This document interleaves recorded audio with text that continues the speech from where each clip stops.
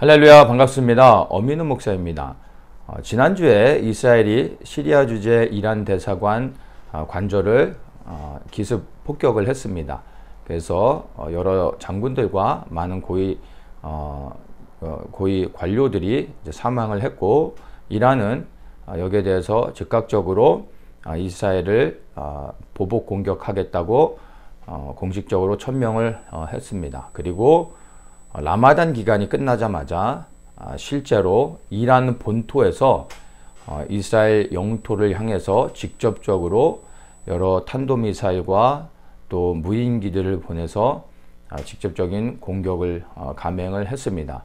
그리고 다행스럽게 이스라엘에서 방공 시스템을 통해 거의 대부분의 미사일과 무인기들을 다 요격했습니다.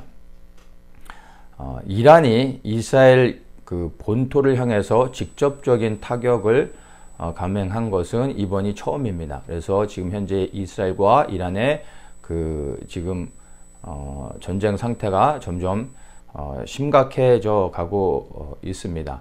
그래서 지금 국제사회에서는 지금 이스라엘과 이란을 이제 만류하려고 하는 움직임들이 있는데, 이스라엘의 항상 적국에 대한 태도는 눈에는 눈, 이에는 이. 그래서 한 대 맞으면 반드시 한 대를 되돌려 줘야 합니다. 이게 이스라엘의 하나의 공식적인 대응 방침입니다. 그래서 본토를 공격을 받았기 때문에 반드시 거기에 대해서 보복 공격을 하겠다라고 이스라엘 정부에서 공식적으로 분명하게 이 부분에 대해서 언급을 했습니다. 그래서 시기와 방법적인 부분만 결정이 되면은 언제든지 또 이란 본토에 대한 공격이 실행이 될 수 있는 그러한 상황입니다. 만약 그렇게 해서 이란 본토에 대한 공격이 감행되어졌을 때 그 후에 일어난 일들에 대해서 또 우리가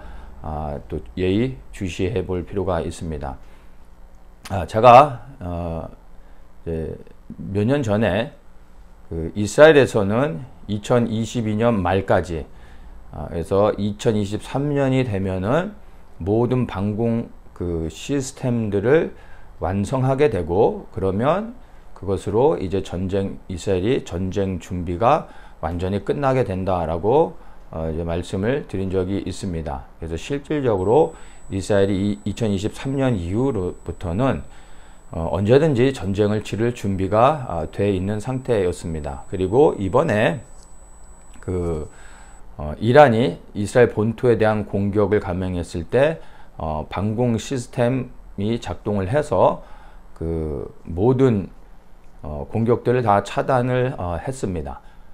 그리고 이제 이스라엘은 또 이란을 대상으로 해서 이란을 타격할 수 있는 여러 가지 공격 시스템은 사실 방공 시스템보다 더 준비가 잘 돼 있고 다양한 공격 시스템들을 갖추고 있습니다. 그래서 앞으로 이란에 대한 이스라엘의 공격은 반드시 이제 실행이 될 거라 생각합니다. 국제사회의 여론을 통해서 그 정세 속에서 지금 이스라엘과 이란의 상황들을 볼 게 아니라, 이거는 철저하게 이스라엘의 관점에서 우리가 볼 수 있어야 됩니다. 이스라엘은 이미 아주 오래전부터 10년 훨씬 전부터 이란을 주목하고 있었고, 국제사회 속에 계속 언급을 하면서 이란의 핵 개발을 제재해 달라고 말해왔습니다. 그렇게 요청을 했지만 국제사회는 이란의 핵 개발을 막지 못했습니다.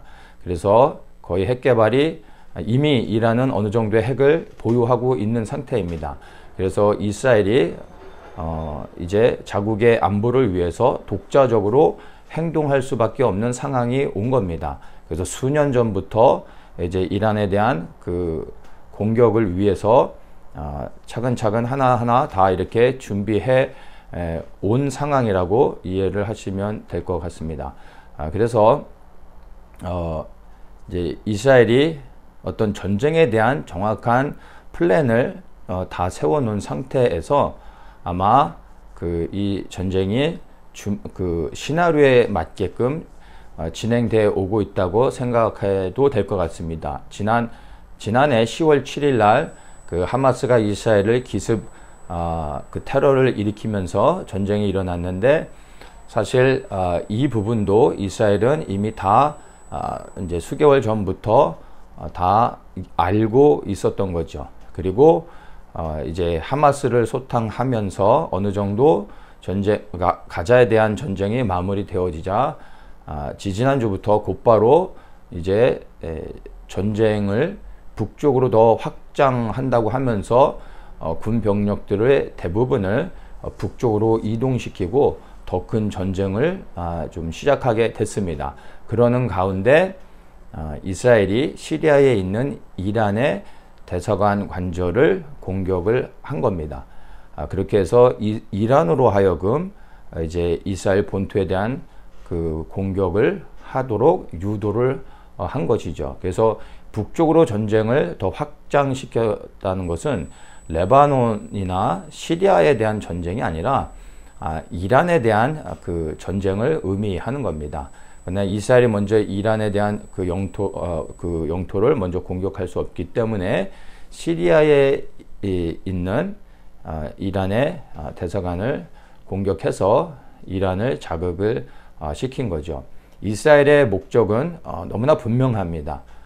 바로 이란 안에 지금 그 핵시설들을 타격해서 완전히 무력화시키는 겁니다.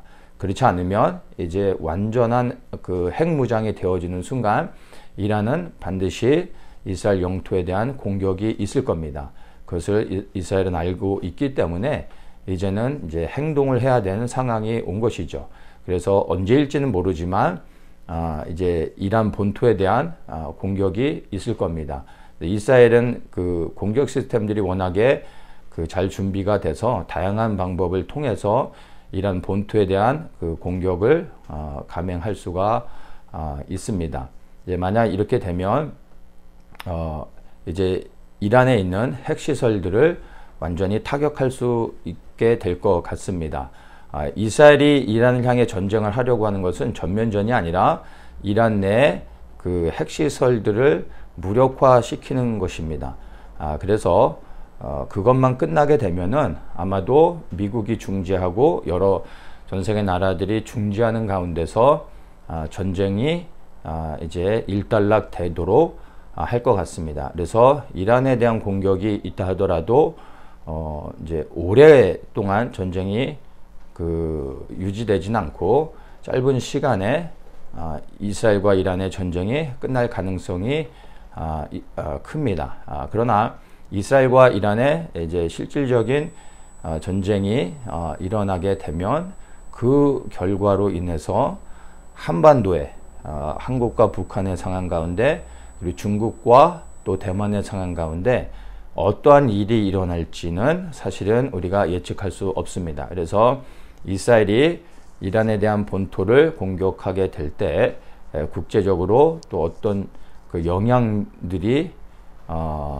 또 이렇게 어떤 영향들을 받아서 가장 지금 이제 안보적으로 위기 가운데 있는 이 한반도와 동아시아 지역에 어떤 그 파장이 일어나서 전쟁이 일어날 가능성도 있다는 것을 우리가 이제 생각을 해야 됩니다. 그래서 이스라엘의 안보를 위해서도 우리가 기도하고 또 이 전쟁을 통해서 이스라엘이 이제 그 보호되어지고 이란의 모든 핵시설들이 완전히 다 무력화될 수 있도록 기도할 뿐만이 아니라 또 그 전쟁 이후로 한반도에 일어날 수 있는 이제 그 어떤 돌발적인 전쟁들, 하마스가 갑자기 이스라엘을 공격했었던 것과 같이 북한에서 한국을 또 공격하는 그러한 도발이 있을 수 있고, 중국에서 대만을 공격하기 위해서 또 그 한반도 정세 가운데 어떠한 그 변화들이 일어날 수 있는 그러한 위기 상황 가운데 들어가고 있는 겁니다. 그래서 우리 한국에 있는 우리 그리스도인들이 지금 여러 가지 국제적인 정세 가운데서 우리 나라 민족을 위해서도 더욱더 기도해야 되는 상황입니다. 그래서 혹 이스라엘과 이란의 전쟁이 일어났다고 해서 그것이 완전히 끝을 가는, 그리하여 세상에 종말이 오는 그런 전쟁은 아닙니다. 이스라엘과 이란에 이번에 전쟁이 있다 하더라도 그 전쟁 후에 또 진행되어야 할 많은 일들이 있습니다. 그래서 혹 이스라엘과 이란의 전쟁을 우리가 눈으로 보게 된다 할지라도 요동하지 마시고, 그것으로 인해서 세상이 끝나는 거 전혀 아닙니다. 그것은 마지막 때로 들어가기 위한 하나의 관문일 뿐이지 그 자체가 마지막 전쟁은 아닙니다. 그래서 우리가 이스라엘을 위해서도 기도하고 또 우리 한반도를 위해서도 기도해야 되지만, 더욱더 중요한 것은 우리가 있는 자리에서 요동하지 않고 우리가 해야 될 일들을 하며 더욱더 예수님을 사랑하고 하늘을 바라보며 예수님을 더욱더 우리가 사랑해야 됩니다. 그래서 파수하는 중보자로서 더욱더 세워질 뿐만 아니라 또 예수님과의 관계를 바르게 하며 항상 매일의 삶 속에서 주님과 동행하고 또 주님께 순종하는 삶을 살아야 될 것입니다.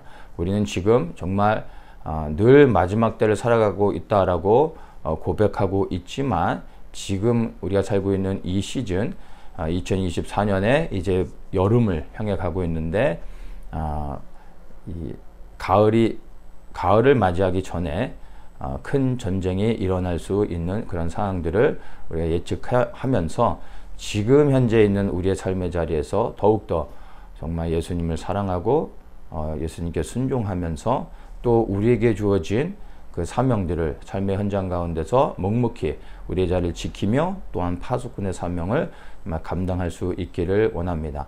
더욱더 나라와 민족을 위해 기도해야 될 때이고, 또 하나님의 나라가 임할 저 영광스러운 예루살렘, 이스라엘을 위해서 또한 기도해야 될 때입니다. 파수꾼의 사명을 흔들림 없이 감당하실 수 있는 분들 되시기를 주님의 이름으로 축복합니다. 샬롬.